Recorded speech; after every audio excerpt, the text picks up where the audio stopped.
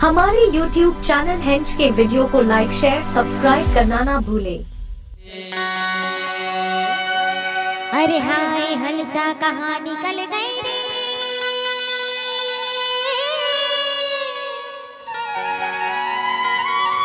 अरे हाय हंसा कहाँ निकल गए यार, हरिया पिंजड़ा ला बैरी बना के कहाँ निकल गए रे, हरिया पिंजरा ला छोड़ के हंसा कहाँ निकल गए रे। हाय हंसा कहाँ निकल गए रे, हाय हंसा कहाँ निकल गया, अरे आप पिंजड़ा ला बैरी बना के कहाँ निकल गए रे, या पिंजड़ा ला छोड़ के सूरा कहाँ दौड़ गए रे। अरे हाय हंसा कहाँ निकल गई रे, हाय हंसा कहाँ निकल गया, अरे ये दिल हंसा कहाँ निकल गई रे,